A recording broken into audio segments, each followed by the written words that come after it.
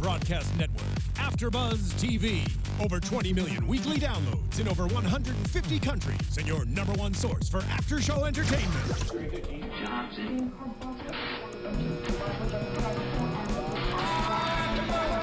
AFTERBUZZ TV, the destination for TV superfans. Producing aftershows for over 300 of your favorite TV shows, interviewing celebrities and showrunners, and bringing you behind-the-scenes exclusives. All thanks to E! Entertainment's Maria Menounos, producer Kevin Undergaro, and internet leader Akamai.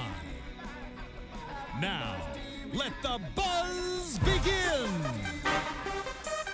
I love the intensity of that music. Hello, welcome. I know where you're located.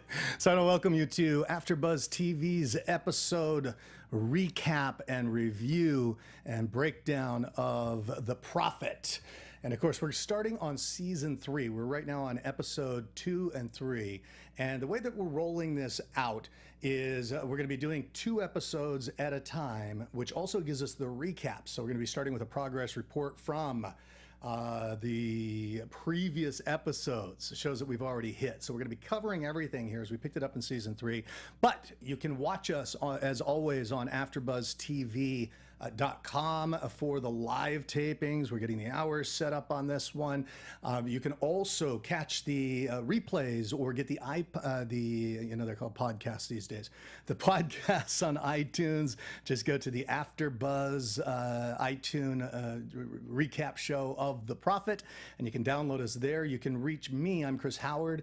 You can reach me at Chris Howard Live on Twitter as well as on Instagram. You can also find me at legendarylivingdaily.com for quotes, tips, all sorts of fun stuff, and legendarytv.com for my YouTube channel. So welcome. Thrilled to have you here today. And boy, we got a lot to cover because, as I said, we're jumping right into this with 2 episodes at a time. We're in season 3, and we're covering a whole heck of a lot. But it's a great show to be doing this with because, once again, I'm a big fan of the show. I think CNBC has a hit with The Profit, been doing incredibly well. And in episode 2, we're looking at progress reports. And we're going to break down everything that's been happening with a few of the businesses that Marcus Lemonis has gone into, to help. And once again, with this particular show, this is a lot like in Shark Tank. They'll make the investment, but then it stops there. Oftentimes they begin to do progress reports. We do the after show for that as well, which is brilliant. You should definitely tune in there. But in the Profit, that's where everything begins, right? So we've got the investment is where everything begins, and Marcus's specialty is going into these businesses, looking at what's working, and then turning them around. This is slightly different than you would look at in Shark Tank as well, where an investment is made in a healthy business with growth potential. Marcus is really looking for healthy businesses with growth potential with a challenge, something that's caused them to go to the brink of perhaps closing their doors. And why I love this show is because you yourself may find yourself in a place as more and more people are going the entrepreneurial path and jumping into launching their own businesses, whether it be online or offline. We've got 245,000 new small businesses that are launching in the U.S. alone every single month. And we know the statistics of 80% of businesses going out of business within the first 5 years. So what that means is that there's this huge desire to launch new businesses, but at the same time, there's a gap. And the gap is a skill gap, a knowledge gap. And, I think that in studying these shows and watching these shows, we have this tremendous opportunity to fill in the knowledge, the ideas, the strategies, the tactics to make our own businesses work. So invite people in for the journey to watch both on CNBC as well as watching and enjoying these AfterBuzz TV breakdowns where we're taking a look at, we're able to take it. Whoops, whoa, I'm hitting my microphone. I'm getting too excited. But where we're able to step out and take a big, kind of a dissociated view of what's happening within the episode itself. so we can break it down even more. And they do a phenomenal job at CNBC. And Marcus does a phenomenal job as well. I'm, once again, a big fan. But there's even more details that we can throw in and we can chat about. And I'd love to have you chatting with us as well. So feel free, as always, to tweet me, live tweet. You know, I'm going to be a little bit struggling with because I want to stay here with you. But you can tweet me at Chris Howard Live on Twitter once again, and I will respond after the fact. If you're watching this right now on YouTube, by all means, you know, like it many times. You can only do it once. Put in any questions, ideas, thoughts, contributions that you want to make, because I really consider you to be the co-host of this particular show right now. And then throw out any ideas on Twitter as well, and start the conversation. Join the conversation. That's what it's all about. So we're here to entertain, educate, and inspire throughout the course of this little time that we have to spend together. So into episode 2, season 3 progress reports. And Marcus started out with taking a look at 4 of the businesses that he's worked with over the past 2 years, as we're in season 3 right now. They did such a phenomenal job with season 1, season 2, 500,000 US viewers alone, that they said, you know what, definitely we're going to kick this up and we're going to roll into season 3. And just kind of a forecast, you know, I'll put my, I don't have to put my Swami hat on because it's been announced already. But Marcus and CNBC are going to be launching a new show soon that's called The Partner.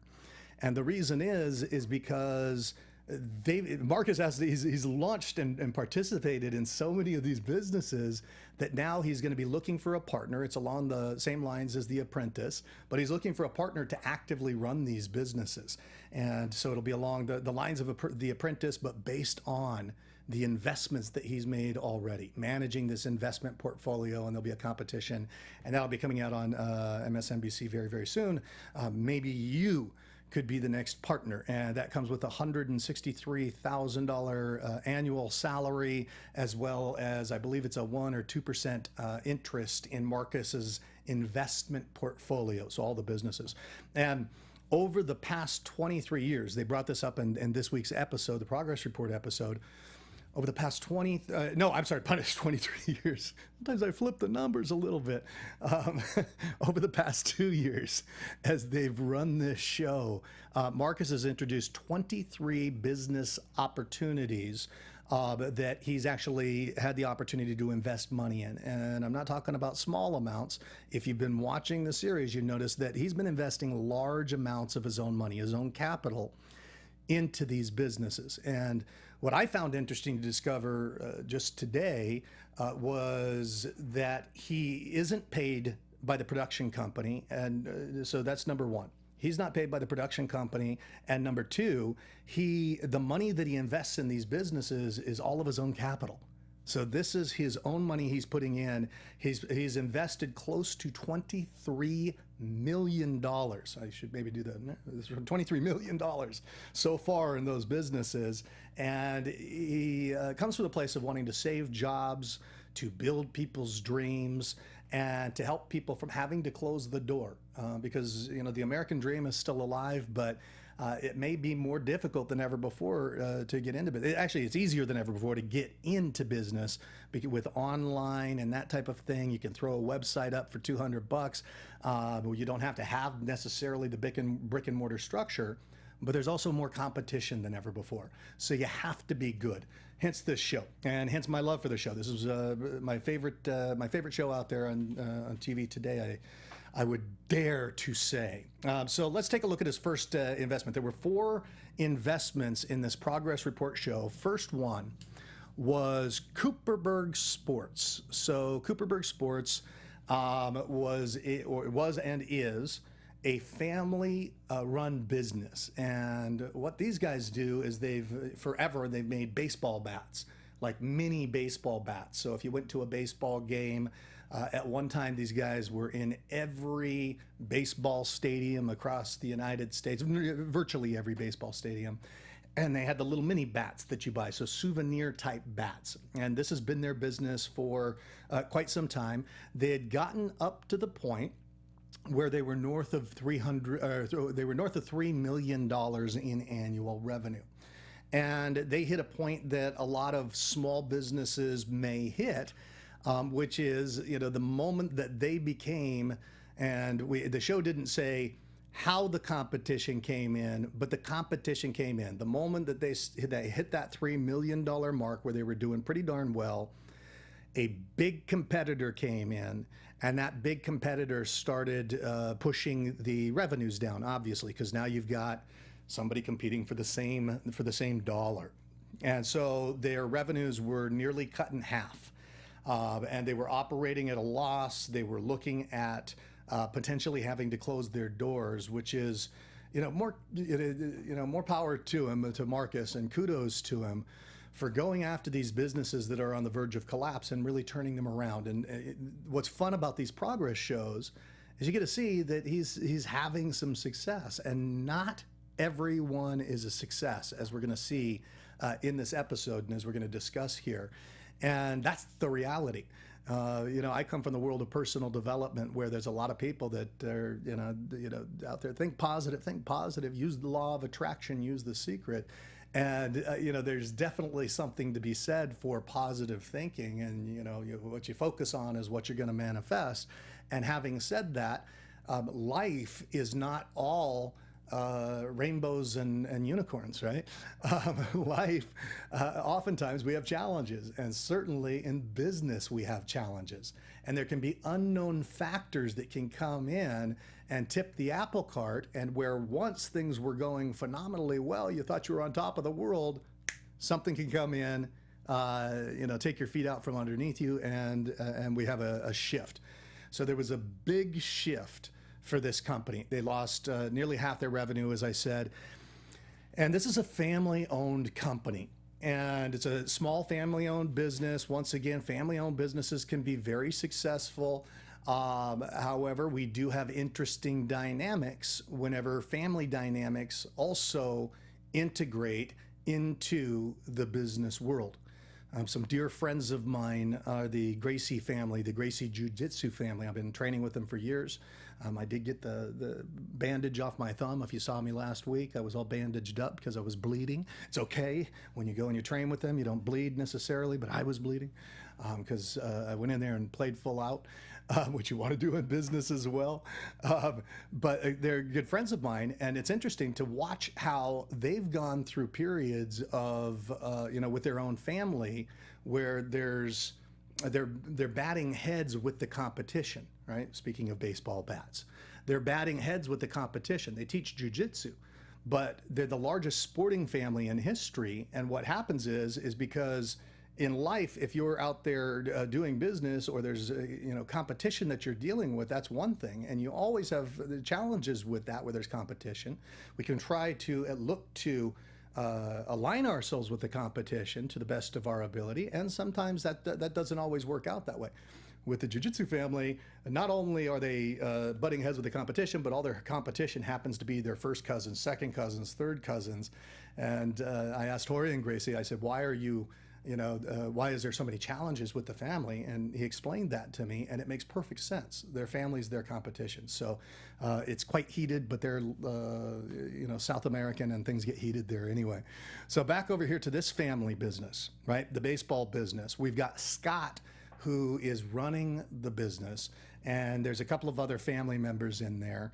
And what's interesting is Marcus goes into this business. He discovers pretty quickly that one of the major challenges inside the business is Scott himself. And that's not uncommon with this. Remember, Marcus is looking primarily for three things. He's looking for people, and then process, and then product. And I'll restate that over and over again because, Marcus restates it over and over again. And I think there's a tremendous lesson in the basics. Bruce Lee said you could, learn 10,000 different kicks, or do 10 kicks 10,000 times. And that's really the path to mastery. So getting back to basics is the path to mastery. And that appears to be Marcus's strategy as he goes in on these shows. And by the way, love to have you, Marcus, on the show. So if you want to come on a guest, I'd love to have you come and chat with me a little bit, because honor your way of doing things. And I'm just backseat driving here. So, here's what happened. Marcus ended up buying into the business. And what Marcus's vision for the business was, he saw it as being something much more than just a baseball bat company. Because from his perspective, going in and attempting to beat out this competitor, and we don't know if the competitor had better scalability, or they were able to get better margins on their product. And whenever you're dealing with a commodity, it could just be a battle of who can take the least amount of margin. And rather than getting into just that battle, Marcus looked at the business and he said, you know what, you guys are so much more than just baseball. You're so much more than just baseball bats. And what he actually did, he chunked up on the issue. If we think in different levels of abstraction, the company thought of themselves as being a baseball bat company, where they had these souvenir baseball bats. But if you ask yourself, what's that an example of? You chunk up, we gain a little flexibility in our thinking. So we get a little bit more abstract. What's a baseball bat company for souvenir baseball bats an example of? It's an example of a souvenir business you might come to. And he said, you're not in the business of bats, you're in the business of souvenirs. And when he helped them to change their thinking around the type of business that they were in, you can imagine, okay, we can serve the baseball industry, but what happened if we went and we created boutique or individualized souvenirs that are sport-based that go beyond just that industry? Well, now you've got the ability to serve many, many more people in many different environments. And this is where Marcus also excels from a contact perspective. It's part of the magic of Marcus is that he has, and that's also part of the magic of Shark Tank, when people align with smart money. And Shark Tank is smart money. Many of the people that go on that television show, they're looking for not just the money investment. People will say they look for the media opportunity, sure, but you get a flash of a media opportunity that's only going to take you so far. You can ride on being on the show for so far. Ultimately, you got to stand on your own 2 feet beyond that. But what I would see as being the deeper level value is the partnering with a shark, or in this case, the partnering with Marcus, that allows you to potentially, if your product and service is brought up to the standard that it needs to be, to potentially leverage that product and service through various distribution networks and gain greater distribution. Hence the reason why Marcus is focusing on the people first, because he has to be in business with them, the process to ensure that the process works, and the product to make sure that you're matching the right people with the right product, and you've got the process to serve it. And then you can look at, now, how do we distribute it in larger and larger ways? And I think we're going to see that thematically through what Marcus has done here. So looking at these baseball bats, Berg Sport, Scott family, they were, let's see, I apologize for looking down at my notes. I'm number one, but I'm only one, but you're number one. So as I look here, we've got the Scott family, daughter Jackie. They were the big seller. They went into a free fall. They wound up, get this, $700,000 in debt. And their revenues hashed because of this competition taking them out. And by the way, as your business begins to grow, competition does come in. They'll either, this is why Warren Buffett talks about having a moat around your castle, having a durable, sustainable competitive advantage that makes it very difficult for other people to enter into the marketplace. One could be the sheer dominance in the mindset of the consumer. In terms of the baseball bats, I don't know that they really had a durable competitive advantage with that. The consumer wasn't thinking, boy, I need one of these Berg Sports mini baseball bats. They're looking around at the stadium and they say, boy, that's a cool baseball bat. I think I'll buy that. And if somebody's selling it cheaper next to you, that could be a problem. Or able to offer a better deal to the particular stadium, that could cause a problem. So here's how Marcus came in. He ended up putting in $635,000 for 30% equity inside the business, a 30% equity stake. And what ended up happening, so because this is a progress report, that was what he came in initially for. What ended up happening was, in the progress report, he wound up having to put in over $1 million of his own money inside what they were doing. However, what they were able to do in terms of a turnaround was huge. So they reimagined. We hear a lot of that in Hollywood these days, reimagining a story. They reimagined who they were, and they looked at themselves as being a marketing company of sporting souvenirs, actually a product company producing sporting souvenirs. They came up with a lot of different types of creations. Marcus, as always, goes in and he wants to clean up the production, so clean up the factory. The factory is always a mess from his perspective. So when he can clean up the process and the production line, what he can do is he can lower the expenses because you have less mistakes. So with less mistakes, your expenses go down, the margins grow. They ended up creating all sorts of new things. So they went into licensing ponchos and umbrellas. They wound up, what Marcus was really most impressed with was they wound up taking the margins to 50% on their product sales. So they increased the margin by about 12 points. And they not only did they do that, but he hooked them up also with some of the connections that he has. So once you got the right people on the team, which is always part of the process, once you've got the process and the production line cleaned up, so it's clean, so you're not making the mistakes, so that you're lowering those costs, and you've got the products figured out right, so you know who you are and know how to serve the marketplace in the best way, then Marcus is head into, and this is one of the things I had, one of the gripes earlier on in different seasons was, I was wondering why he wasn't going straight into building an infrastructure and focusing on the marketing, but I see his, I see his process, and especially with these brick and mortar organizations, it makes a whole lot of sense to go through the steps that he's going through in terms of a turnaround.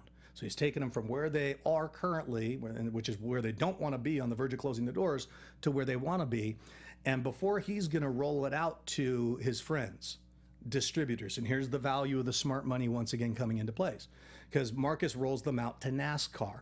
So now not only are they in baseball stadiums, but now they're creating things for NASCAR, like these little ponchos in a ball that you can wear. That's what you do with a poncho in the rain, right? Or umbrellas that they've got that are tailor-made and boutique-made, and all of them are marked in the branding of whoever it is that they're representing, with team branding and that type of stuff. So in the end, they were able to make a really great turnaround. I'm impressed at the amount of time they were able to do it in. So Marcus is really doing his job on this one. I believe it was about 5 to 6 months after they did this that they totally revamped everything.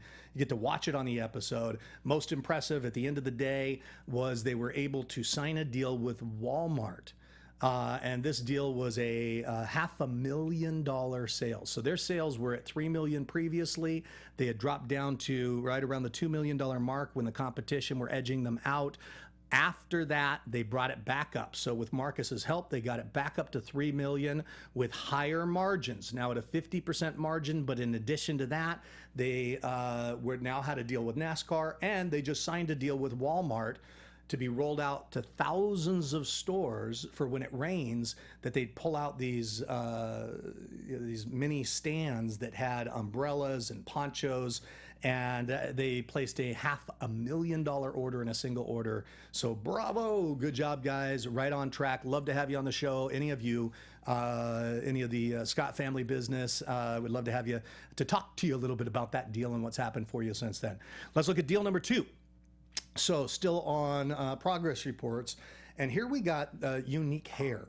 Now, Unique Hair is a salon, and it's a hair salon that specializes. They've got basically it's a hair salon, and like any other hair salon, I don't know if it was so unique in the beginning. What the unique aspect was that Carol Ann, the woman who ran the salon, was fantastic. She was willing to work. She had her heart and soul in her business. And once again, we're looking for people inside the business, at least Marcus is. And then secondly, what made it unique was she did carry her own branded product line, including hair care products and different types of things along those lines. When Marcus came in, once again, this is one of those where I go, boy, is he going to invest? Is he going to put the money in? Because you have to wonder, are the margins really there? But he ended up coming in for $250,000. He offered her for a 20% stake in the salons themselves. I believe she had one salon and then maybe another location that she did. And one of the things that Marcus is clear to point out in a couple of these different deals is that when entrepreneurs are very fast to expand. But when the basic structure isn't working within the first location, to expand beyond the first location, I think this is one of the big lessons that we can draw from these episodes. When the basic structure isn't working in the first location, it's the kiss of death to roll out to multiple locations, because then what you're rolling out is just a broken infrastructure. So he's a big fan of getting the singular location working and firing on all cylinders. We're going to see that in this one and another one that's coming up here before thinking of rolling into multiple cities and stuff. If you're not profitable in one, why the heck would you be rolling out broken systems? That's just a plan for disaster, right? So comes in, he wants 20% of the salons, there were two, I believe, and 51% of the product line. So he has controlling interest on the product line. Marcus is also, I mentioned this in our last episode, I think he's really tightened his ship from seasons 1 and 2, and I'll bet you anything that the reason was because he was putting money in, buying a minority share in the business, and then the majority shareholder was claiming control. That must have happened in season 1, season 2 behind the scenes, and a few of the different things, and which makes sense. The majority shareholder would have control. So Marcus now is right up front. He's saying, when you take this money, I'm in total control. I have 100% say in what happens in this business, even if he's buying in for a 30% stake. Right? So the other shareholder may have 70%, but Marcus is saying, I'm in total control. And I get it. I get it when he does that. I've been in business relationships myself where that was unspoken but assumed by certain people, and that's not comfortable. It's not comfortable for the investor, nor is it comfortable for the entrepreneur, because the investor is going to have their way of looking at it, and the investor is going to say, hey, you're spending my money, and the entrepreneur is saying, hey, you bought in for 30%, you're not the one who has the say. So Marcus is now coming in and being very clear on camera, right? So we have evidence, we can go back and look at it. And in these instances, Marcus is driving them, what I would say is typically in the right direction from my perspective as an outside viewer. Remember, my feelings are my own feelings. These are not the views of AfterBuzz TV. But in any case, he goes in, takes that 51% controlling interest in the product line. Beautiful renovation that he rolls out. This was, the salon was a mess. Not enough customers. Carolyn, the woman that owned the salon, who we'd love to have on here as a guest as well. You can Skype in or come in physically if you're in the area, but we can definitely take you by Skype as well. And speak with you about this. But Carolyn, heart of gold, once again, she really cared, loved her business. She was in tears because she was behind on the mortgage. She was carrying all sorts of debt. She had a split with a former partner who was looking to force her out of business and didn't care, which is also the case because, as you probably know, I'm preaching to the choir here if you're listening to this show. When relationships start, they can be great, but when they end, it's not usually because they're going great, right?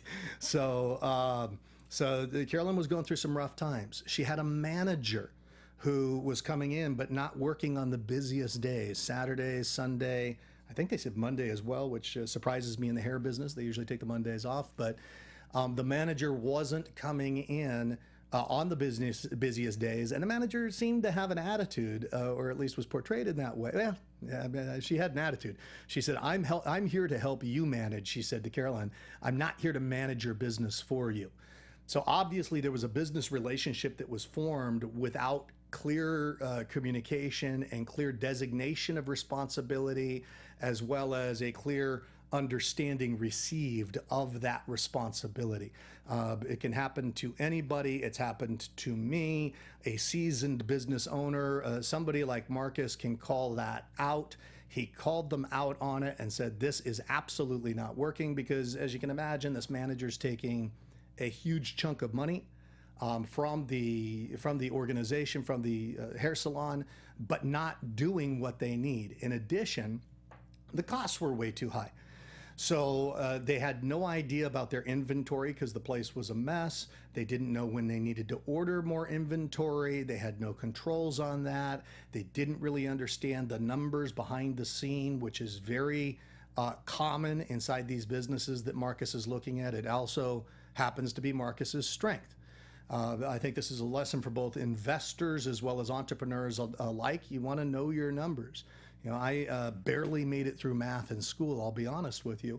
I don't know how I got through there. I think it was just, I'll chalk it up to charm. And if you don't think I'm charming, please let me know. Hashtag, I love you, Chris. But in any case, I made it through somehow without that. But now I'm kicking myself in the head years later, because now I have to change my whole beliefs and say I'm sharp as a tack at math, because math is the language of finance. It's the language of business. And, you know, one lesson I think that any business owner can take from this as well is go out there and educate yourself financially, especially if you didn't get a traditional business degree. And we have more and more young entrepreneurs going out there and, you know, launching businesses that haven't gone through traditional education. It's been said that with traditional education, you can earn a living. With self-education, you can earn a fortune. You know, I was blessed to do millions upon millions upon millions of dollars in sales and never went to traditional education. However, I've continually educated myself along the way, and there's always room to learn more. Always, you know, the more, it's like Einstein said, the more I learn the more I realize how little I know, the more I want to learn. And the more I want to learn, the more I get excited about it, the more thrilled I am about it. So fall in love with learning how to be the best at the game of launching a business, and you'll constantly be learning, as was Caroline here. So she's getting schooled on the numbers like everybody else by Marcus, to the point where here they're about 6 months after they did the renovation on the shop, cleaned it up, it's beautiful, fired the general manager, which is one of those things that has to be done in some cases. So they cut their costs, cleaned up the you know, everything that had to be done, and then they got listed in Salon Today as one of the top 20 salons in America. And that's within 5 to 6 months after Marcus made his contributions. You know, I don't come into this with preconceived notions of being a cheerleader for Marcus, but I'm a cheerleader for Marcus on this. He did a fantastic job, as he did in the first one. If I think different, I'll say it, but he did a fantastic job, and I'll say it from my place of having done what I've done. And whenever, you know, if you don't walk in the other person's shoes, you're speaking from ignorance, basically. So it's easy to backseat drive, remember. All right. What I loved about this episode is that they renamed. So they renamed the product line as well as the store. And the store was called Unique Hair. And now it's Erica Cole by Raquel. And that was based around the names of Carolyn's daughters. So she wove those in. But they showed the product line that they rolled out, and it was beautiful. The packaging, they repackaged all of it. I mean, you'd think you were walking into a store on Rodeo Drive. Really, really did a fantastic job with that product line and upping that. Let's see. Of the money that Marcus put in, he put $250K in, and oftentimes, you know, the entrepreneur thinks if they're getting an investment into their business that it's all going to go into their pocket, right? Well, boy, I just sold 5% for $250K. I'm going to put that money in the bank. Not so. What they did was they put $150K into new equipment for the, for the salon. into cleaning it out and renovating. The entire $250K went into building that up, getting their inventory correct, and that type of thing. Let's see here. All problems, we got that. They were compounded by the split with their partner. What Marcus was most impressed in here, and what I think is significant to point out, was the talent and unbelievable work ethic of Carolyn. So she had the talent, she had the work ethic, which is on the people front. And if you got the right team in place, that's what investors more often than not say they invest in the team. And you'll see in other shows like Shark Tank where people will pass up a great product or a great idea that has real potential just because they don't want to work with the person. Right? So they may pass up on that, or they'll say, you know what, I'll take that investment, but you have to go. I'm going to buy you out, which is kind of shocking for the entrepreneur oftentimes. But in this case, he loved her, and he said that that was the tipping point. That's the reason why he invested in this business. He goes back by to see her in this progress report. Let's see. They were working on a Saturday. They had 8 customers walk in the door. She said before she was working with Marcus on a typical Saturday, they would do between $5,000 and $6,000 in revenue. That Saturday, they did $9,500 in revenue. So brilliant. They had a $450,000 increase in revenue. I believe that was a projection based on how well they were doing for the year. And what he was even more impressed with was a 14% increase in margin, because that means that they're able to, even if your gross revenues go up, that if they were losing before, which they were, that can tip them over into a profitable company on the net side. He sat down, he gave her a haircut, or no, he gave her a haircut. She asked him for a haircut. If he gave her a haircut, God knows what would happen. Right? So she gave him a haircut, and he called her on something. She wasn't taking a paycheck. And he said, listen, you got to take a paycheck. If I'm in business with somebody, you have to pay yourself. And she was hesitant to do that, but he had to bully her and beat her up a little bit to take the paycheck. And it was just, her heart's in her business. She didn't want to do that. But I got to tell you, from a business owner perspective, if your partner isn't really taking their paycheck, something to be aware of, that also tells you that you don't have an adequate or a real understanding of what the real money in the business is. So if they're not paying themselves, or if they're paying expenses from other places or putting their own money into it without your knowledge, then there's hidden aspects of the business. There's not enough transparency in order to really understand what's happening in the business. So clear that the paycheck has to be paid, and we need to have that level of transparency. I don't say that because I've always done it perfectly. I say that because I've made my share of mistakes, and will continue to for the rest of my life. So we're continuing to take what lessons we can here. Let's see, last year they did about 1 million. That year they were set to do 1.4 million. But once again, it was the increase in the margin, 14% increase. That means they were able to deliver the product at a lower cost that impressed Marcus, because that means they get to keep more at the end of the day. And beautiful, beautiful win on that one. Let's look at number 3. We've got the business is custom stitch embroidery silk screening. And this is one of those businesses where it wasn't, in the end, I'm going to do a reveal here prematurely.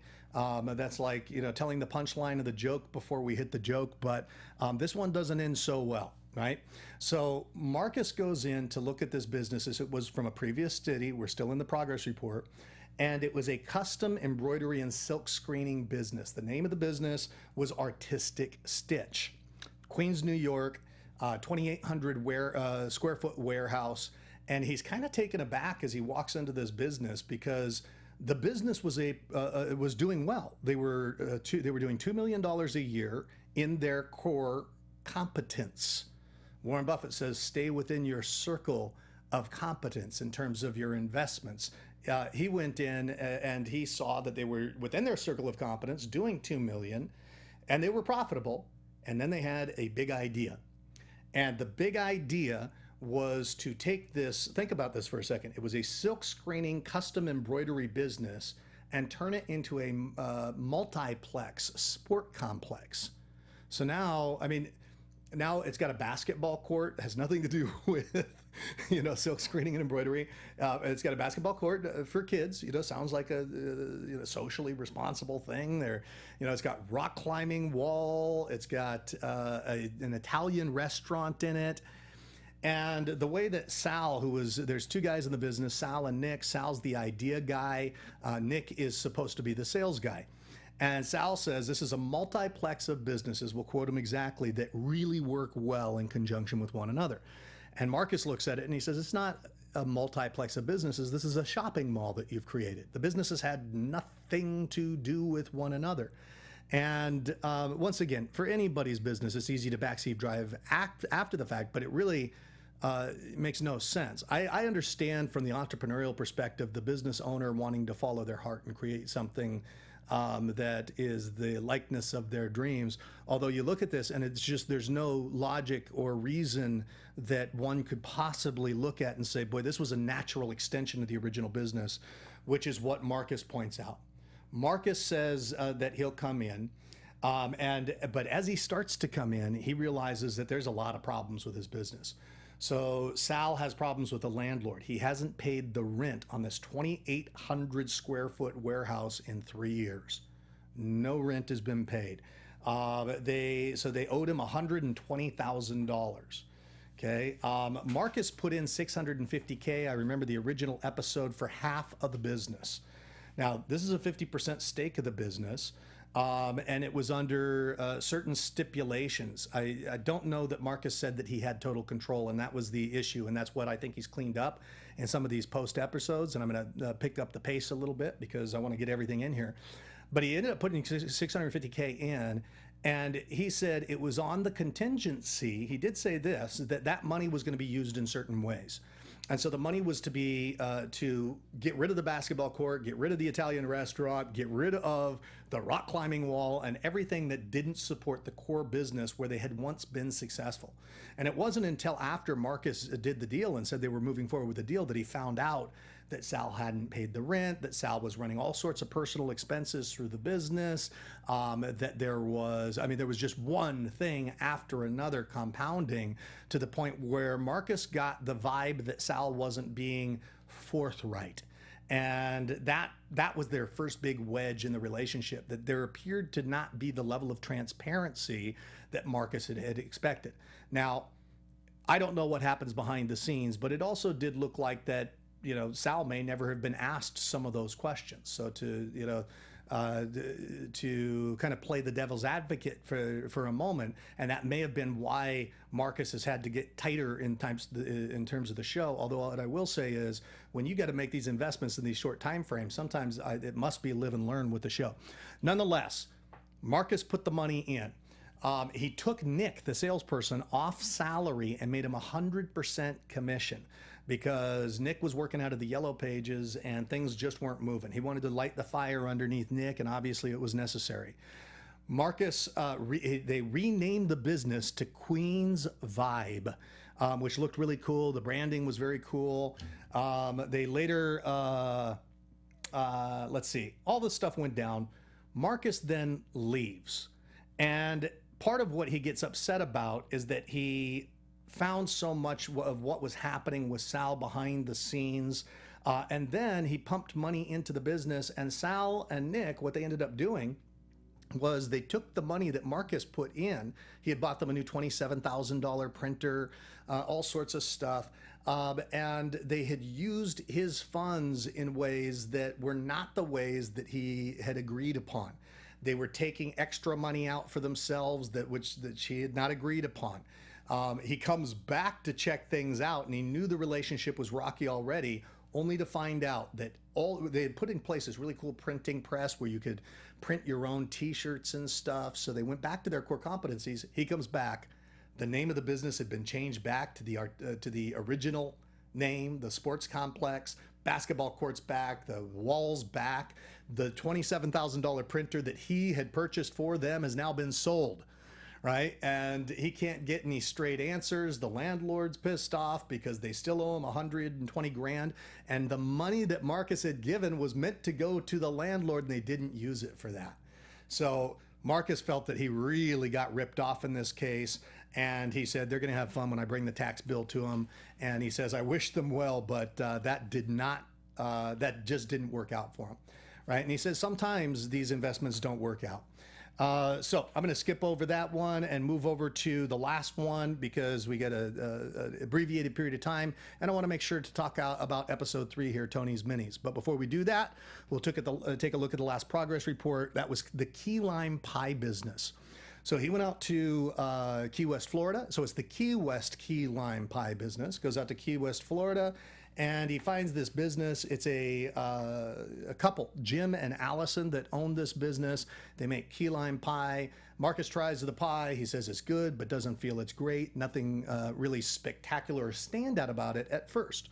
Right, so he tries the key lime pie, and then he asks about the ingredients. And the ingredients were all purchased, powdered ingredients from other places. None of it was homemade. And these guys, Jim and Allison, were really looking at rolling out faster. Actually, this will be Tony's Minis. We'll see this pattern that plays out as well that can kill an entrepreneur or kill a business that could be working well or could be brought to working well.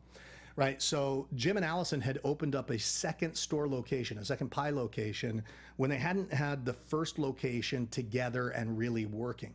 So they opened up a second location, a second store, and the second store was losing about 25 grand a year. Right. So it's a money losing operation, but they opened up something prematurely once again.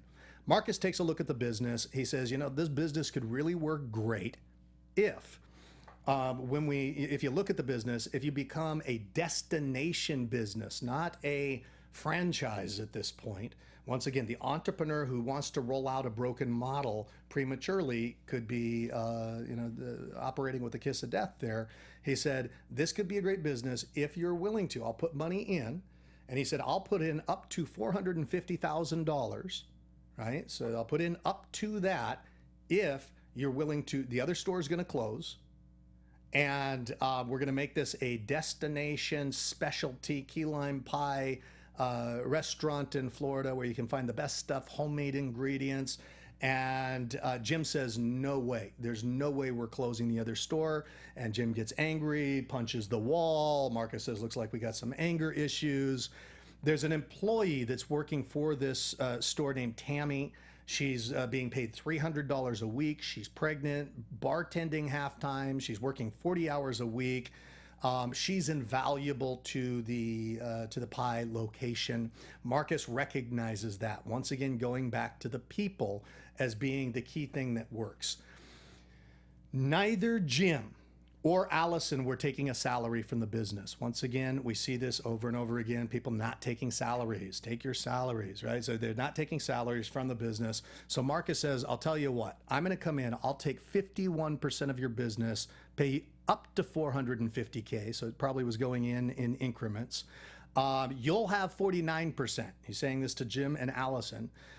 And I'll add into that $1 commission, or not $1 salary, it's a commission, per pie that we sell, and 15 cents per slice that we sell. On that, they shook hands for a deal because now they were at least going to get money in their pocket, and all they had were losing operations at this point. I think that was a good deal for them. And his condition was he was 100% in control, and his condition also was that he was putting Tammy in charge. He sits her down, he rewards her, he gives her 6 months salary in advance. She's very pregnant in the episode, so she's got cash in her hand. She feels respected. It's a very emotional moment for her. With the cash in hand, and then her salary is increased to $1,000 a month, so she doesn't have to bartend anymore. She goes to work to increasing the store. Long story short, she takes the pies and she comes up with original things. They close down the second store. Jim still wanted to be involved, and he kept interfering with the business, even though Marky said, or not Marky, sorry, Marky, even though Marcus said that Jim wasn't to be involved. So Marcus ends up buying him out completely. The buyout happens with $65,000 cash in Jim and Allison's hands. So they get $65,000 cash on a couple of losing businesses. In addition to that, they still get their $1 per pie and their 15 cents per slice sold. So that's a nice little something coming in. They were able to cash out on the business that they built. And in addition, Marcus paid off the rest of the debts of the organization. So I think for Jim and Allison, with businesses that were going nowhere and losing on a losing track, it's a good deal. For Tammy, it's a great deal too, because Marcus takes her to the old bar where she used to bartend at, and he says, "You've done so much for this business, I want to make you 20% partner." And he rewards her for her hard work with 20% of the business. There's more things that happen in that episode as well, but great episode. I love the way Marcus approached that. He found a way to make it more profitable. And when you look at that, is that something that you can eventually take out and sell on larger levels? There's no doubt about it. Now, let's cover Tony's Minis, because we're on that one right now. This is actually episode 3. Marcus ends up putting in, Tony's Minis is a cupcake store, and it operates out of, or cupcake shop that operates out of New York. There's ugly scaffolding out front. There's 2 rundown businesses on either side. Marcus understands the profitability or potential viable nature of a boutique cupcake business. They're all the rage these days. And what's unique about Tony's Minis is that it's a do-it-yourself cupcake place. It's kind of like the yogurt places, or the, where you go in and you pick the toppings and all of that type of stuff to walk out with the yogurt that you want. This is what Marcus is envisioning before he gets there, and he finds that it's nothing like that. The place is a mess. The toppings are underneath the counter. Their production is not working well. There's cupcakes that are burnt. There's lost product as a result of poor production. The wife was funding the business, and she had already put $250,000 behind her husband Tony, who she believed in very much. But he was just getting them further and further in debt. In fact, he had $135,000 of debt that the wife didn't know about, on top of the money that she put in, and that just drove her crazy. Now, Marcus thought that it was Tony that called him to save the business, but it wasn't. It was the wife. Here's where we get the problem, because you need to have 2 people working toward a common goal. And throughout the episode, they go back and forth because Tony feels that Marcus is trying to take advantage of him. Tony's got a business that's losing money. It's only bringing in $500 a day, but it's a money-losing business at the $500 mark.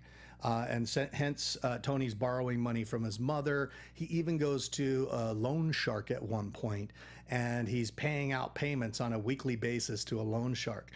So Tony's got a lot of heart, loves his business. Marcus sees that. He also loves the cupcakes. So the product's the real deal. The frosting tastes great. So he finds that he's got good people that he likes, that really, Tony, he likes Tony, but he doesn't think that Tony thinks things through all the way to the end. He doesn't analyze things in terms of the numbers and what's going to kick out.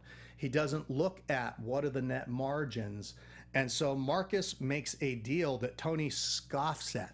Marcus throws out and he says, "I'm going to give you X for a portion of the business." And that X was approximately, I believe it was around $100,000. Yeah, $100K to satisfy problems and things like that.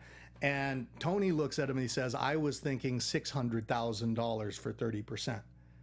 So they're clearly 100K versus 600. They're clearly on 2 different pages. And that's the common problem that can happen between the entrepreneur and between the investor. Now, I'm getting there saying I got to start wrapping up, so I'm going to just put it in a nutshell for you. Marcus comes in, wraps up the investment, and he turns Tony around. So Marcus is playing therapist. He's listening to Tony's ideas. Tony was attempting to expand into Newark before he had his own shop working. In the end, what happens is Marcus comes in for a little bit more money to pay off the loan shark, get rid of unscrupulous potential investors that had put money in. They revamp the place, get all the toppings set out, just like in the little yogurt shops that you see. They turn it around to the point where it becomes a profitable organization. And here's where Marcus does something great. He takes them out to a real cupcake shop to see how real production works. And then he takes him to and the recipe is great, we just need to get real production in place. He takes him out to a restaurant to make a larger deal where now he can begin to find distributors to distribute what's now a good product with good process and with the people's thinking mechanized and turned up and adjusted. that's all we got for you here today. Hope you enjoyed the episodes. Remember, if you haven't watched them yet, go watch them on msnbc.com. You can find them there. They're great episodes. It's a pay-per-play thing over there on msnbc.com, but it's worth it. From AfterBuzz TV, remember, you can download the podcast on iTunes or watch the show live here on YouTube. Remember to like the video, give us whatever comments that you have, and you can find me at Chris Howard Live on Twitter. You can also find me on legendarylivingdaily.com for tips, motivation, that type of stuff on a daily basis, and legendarylivingtv.com for YouTube. Over and out. We'll see you next week. From executive producers Maria Menounos, Kevin Undergaro, Phil Svitek, and the entire AfterBuzz TV staff, we would like to thank you for listening to the AfterBuzz TV network. To watch or listen to other after shows and post comments or questions, be sure to visit AfterBuzzTV.com. I'm Sir Richard Wentworth, and this has been a presentation of AfterBuzz TV. Buzz you later. The views expressed herein are those of the hosts only and do not necessarily reflect the views of AfterBuzz TV or its owners or principals.